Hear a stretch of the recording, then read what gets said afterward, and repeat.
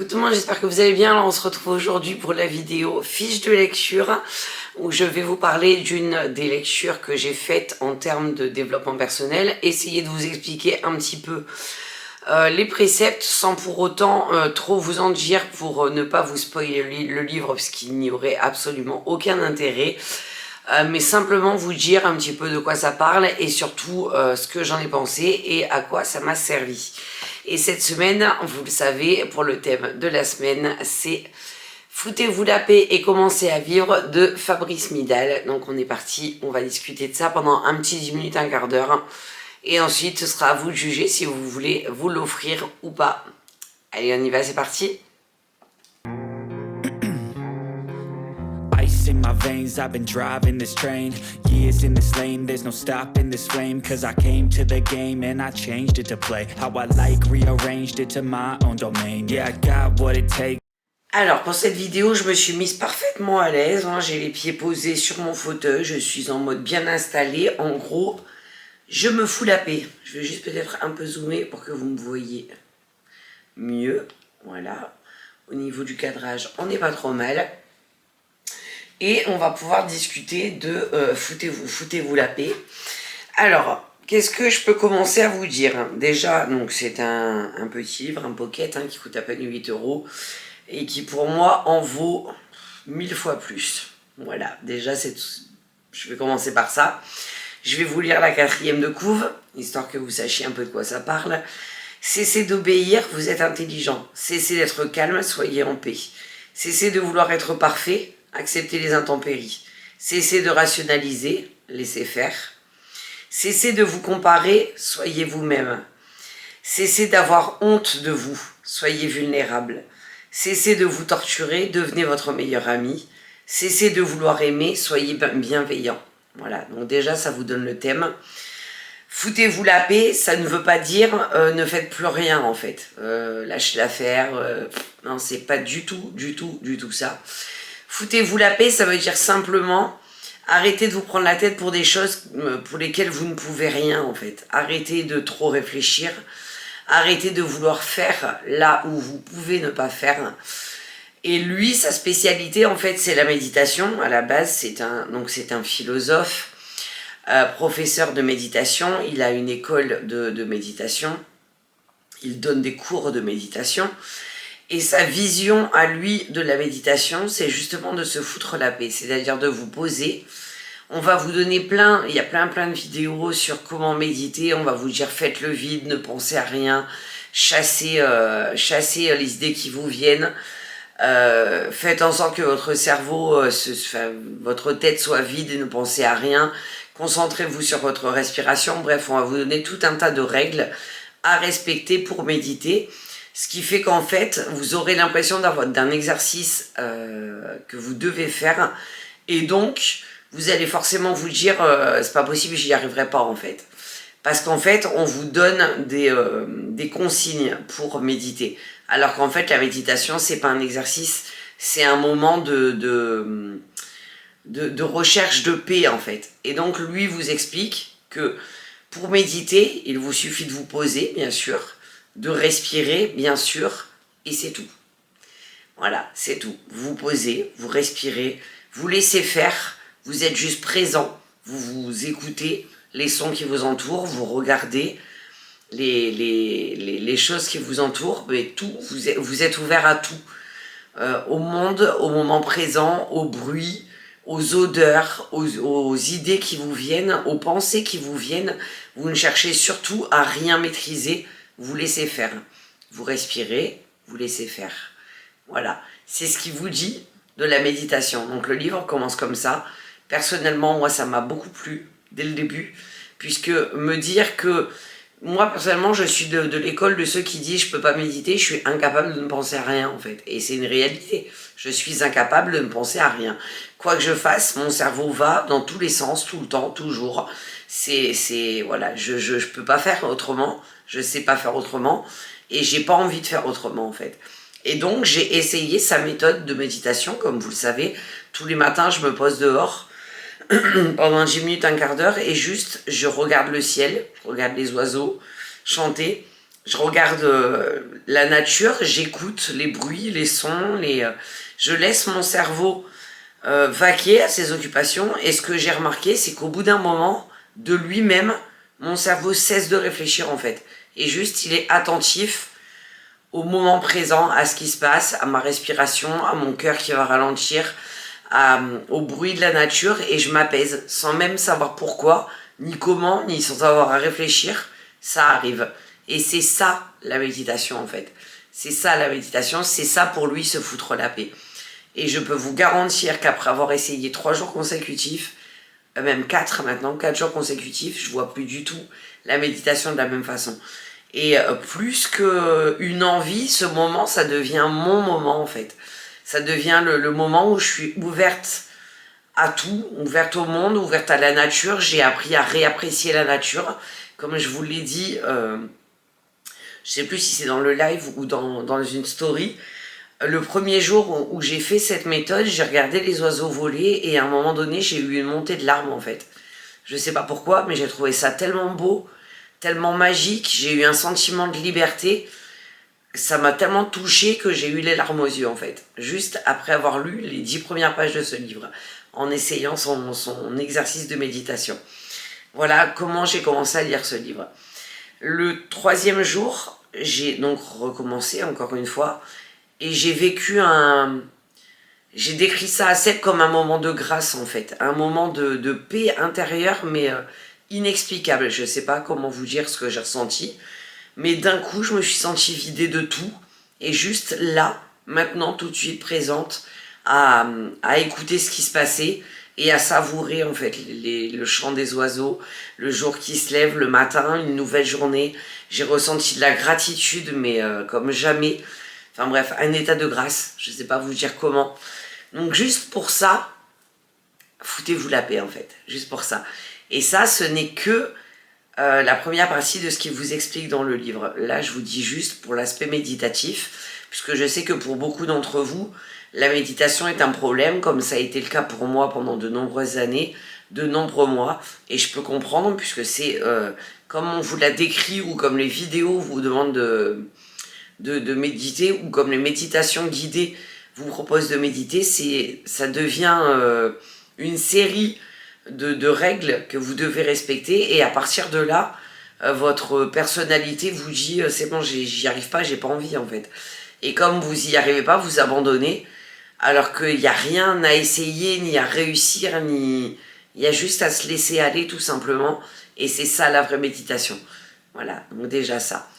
Ensuite, il vous explique que ça sert à rien de chercher à gérer vos émotions, que ça sert à rien de chercher à lutter contre vos émotions, puisque de toute façon, vous ne pouvez pas revenir sur ce qui s'est passé, vous ne pouvez pas modifier ce qui s'est passé, vous ne pouvez pas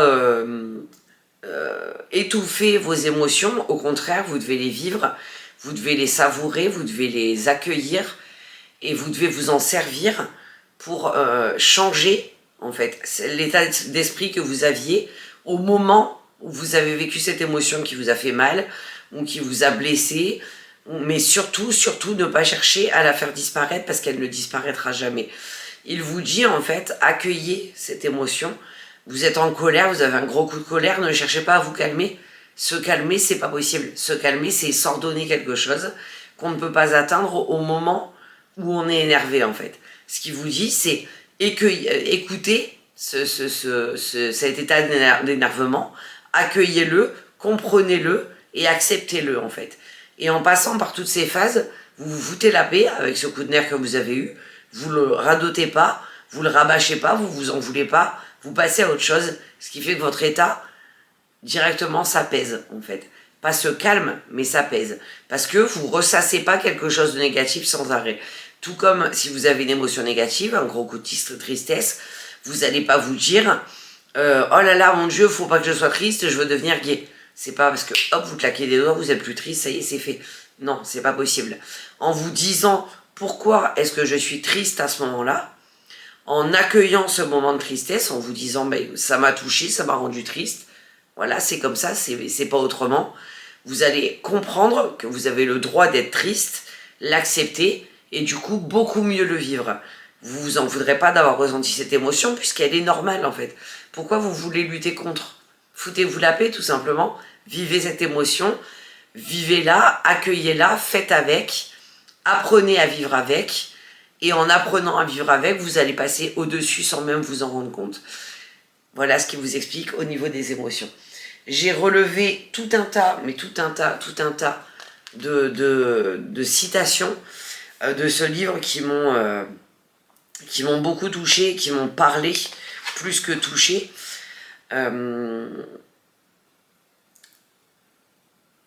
Voilà, rien que pour le chant des oiseaux, vous voyez, il en parle lui-même dans son livre au tout début, et c'est pour ça que ça m'a marqué, je pense, quand j'ai fait ma première méditation.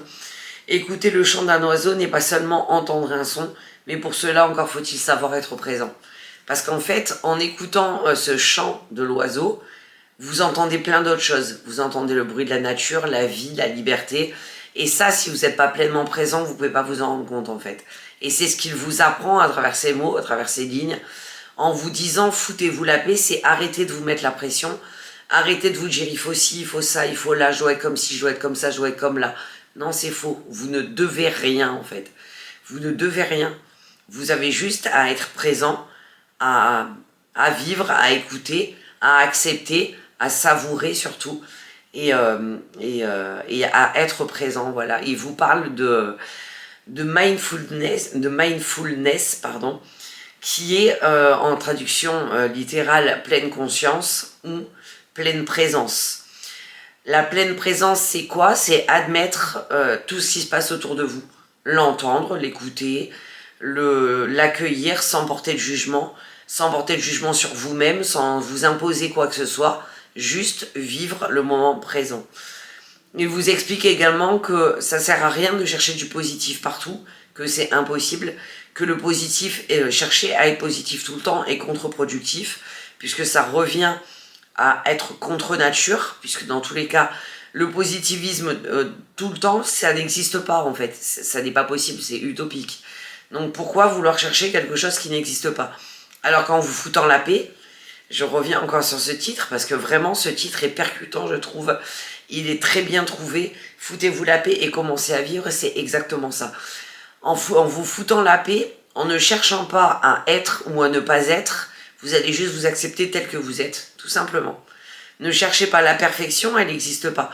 Pourquoi vous voudriez être parfait alors que la perfection n'existe pas? Il vous rappelle également que vous n'êtes pas parfait, vous êtes unique et uniquement imparfait.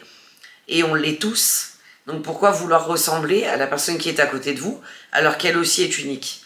Pourquoi ne pas vous accepter tel que vous êtes puisque vous êtes unique? Pourquoi vouloir vous changer alors que vous ne pourrez pas ressembler à une autre personne? Vous êtes vous. Foutez-vous la paix. Voilà, tout simplement. C'est ça en fait qu'il essaye de faire comprendre dans sa philosophie, parce que c'est un philosophe, donc c'est vraiment une philosophie de vie qu'il applique et qu'il enseigne au quotidien. Il a une chaîne YouTube, d'ailleurs Fabrice Midal, je vous invite à aller regarder ses vidéos. Pour moi c'est une vraie source d'inspiration, j'en ai regardé beaucoup de ses vidéos et j'ai compris beaucoup de choses en très peu de temps. Il parle également de l'hypersensibilité, si vous êtes concerné par ce sujet, ou si l'un de vos enfants est concerné par ce sujet, comme moi c'est le cas avec Jonah, et je pense potentiellement Aria également, peut-être même Romane. Je pense qu'on est entouré de beaucoup d'hypersensibles incompris, et il a également écrit des livres là-dessus, il a écrit beaucoup de livres, mais dans ses vidéos, il revient sur chacun des sujets de ses livres, et vous les explicite plus que explique, de façon très simple à comprendre, pas comme un prof vous donnerait une leçon. Il vous explique les choses comme il les ressent. Dans ses livres, il parle de ses propres émotions, il vous explique des moments de vie qu'il a vécu, des moments de son enfance, il partage avec vous des expériences qui vous toucheront profondément parce qu'il les a vécues. Moi, il y a quelques pages que j'ai lues où j'ai eu de fortes émotions parce qu'on ressent à travers ces lignes ce qu'il a vécu, comment il le vit, comment il le pense. Il vous parlait également d'expériences passées avec certains de ses élèves. Il vous parle, c'est beaucoup documenté, donc il vous parle beaucoup de certains philosophes, de certains auteurs, de certains peintres même. C'est très très très documenté. Et c'est vraiment, alors c'est un format poche, hein, mais il est tellement riche que ça pourrait être un livre de 600 pages tellement il a un contenu dense et intense, mais super facile à lire, super fluide, très, très riche en vocabulaire, en connaissances. Il vous apporte beaucoup sur vous-même et en même temps sur le monde qui vous entoure. Il a une façon de vous expliquer les choses qui change la vision que vous avez du monde en fait. Moi clairement ça a changé ma vision du monde, ça a changé ma vision de mes émotions et ça a changé ma vision quelque part un peu de ces ressentis que j'avais et même de l'image que j'ai de moi-même en fait. Il a fait beaucoup de changements pour un petit livre. Je pense que c'est un livre qu'il faut avoir lu juste après avoir lu les 5 blessures, puisque quand vous avez lu les 5 blessures, vous avez conscience des mots qui vous rongent. Quand vous lisez ce livre, c'est une bonne façon de les guérir, plus que la guérison des 5 blessures, par exemple, qui est la suite du livre. La guérison des 5 blessures, c'est uniquement axé sur l'ego. Ici, lui vous explique que en ne cherchant pas justement à guérir ces blessures, en les admettant, en les accueillant et en pardonnant, vous allez vous rendre compte qu'elles guérissent d'elles-mêmes en fait. Et c'est ce qui est chouette dans la lecture de ce livre, c'est que pour beaucoup d'entre vous, et je sais à travers vos commentaires, à travers les discussions qu'on peut avoir, il y en a beaucoup d'entre vous qui ne voient pas d'issue à leurs problèmes parce que situation trop compliquée, parce que répétition de mauvaises actions, parce que répétition de maladies, parce que vous avez l'impression d'une boucle qui se terminera jamais, un cercle vicieux qui vous maintient dans une position de mal-être. En lisant ce livre, vous allez vous rendre compte que vous pouvez de vous-même mettre fin à ce cercle vicieux que vous croyez vivre, juste en admettant que vous pouvez rien y faire en fait, que vous pouvez rien y changer, que en vous foutant la paix, vous allez vous donner une chance de pouvoir savourer les choses bien de votre vie en fait, sans bloquer sur les mauvaises choses. Et pourtant les mauvaises choses sont là, elles resteront là, vous ne les cherchez pas à les faire disparaître, elles ne peuvent pas disparaître. Vous apprenez juste à vivre avec, à les accepter et à continuer à vivre. Et en fait, en continuant à vivre, vous démarrez une nouvelle vie avec moins de poids, moins de charge, et vous vous sentez tellement plus léger que vous arrivez à vivre avec tout simplement sans que ça vous rende malheureux. Voilà. Je vais pas vous en dire plus parce que j'ai pas envie de vous spoiler davantage, mais il y a beaucoup de choses à dire et j'en ferai de toute façon, comme je vous l'ai dit, une bonne série d'articles sur le blog et je pense plusieurs vidéos traiteront de ce thème parce qu'il y a énormément de choses à dire sur cet auteur, énormément de choses à dire sur sa philosophie de vie et sur sa vision de voir les choses. Il dit par exemple, se foutre la paix repose sur un geste de confiance, sur la capacité de rire de soi. C'est exactement ça. Si vous avez la capacité de rire de vous, vous arrêtez de vous juger en fait. Et ça, c'est se foutre la paix, vraiment. Enfin voilà, il y a tout un tas de choses comme ça. C'est parce que nous sommes heureux de faire ce que nous faisons que nous pouvons réussir. C'est con comme phrase. C'est con, mais c'est tellement vrai. Si vous êtes heureux de faire ce que vous êtes en train de faire, il n'y a pas de raison que vous ne réussissiez pas. Si vous vous mettez la pression, c'est parce que vous n'êtes pas sûr d'aimer ce que vous faites, vous n'êtes pas sûr de réussir. Si vous n'êtes pas sûr de réussir, c'est que déjà vous réfléchissez à l'échec. Pourquoi faire? Faites-le tout simplement. Faites-le et voyez ce que ça vous apporte. Prenez plaisir à le faire. Si vous prenez du plaisir, vous réussirez forcément. C'est ça en fait qu'il essaye de vous faire comprendre. Juste arrêtez de vous mettre une pression malsaine qui ne sert à rien, qui ne fait pas avancer et qui vous rajoute du poids là où vous en avez déjà en fait. Tout simplement. Voilà pour cette fiche de lecture, j'espère que je vous aurai donné envie de lire ce livre parce que vraiment, il mérite d'être lu par encore beaucoup de personnes. Il a déjà été lu par 500 000 personnes apparemment. Je pense qu'il mérite d'être lu par des milliers, millions, milliards de personnes, vraiment. Parce que si, dans le monde, tout le monde apprenait à se foutre la paix, se foutre la paix, ça veut dire quoi? Faire la paix. Si on faisait la paix, le monde serait beaucoup plus beau. Sur ce, moi je vous laisse là et je vous dis à très vite pour une prochaine vidéo. Bisous bisous.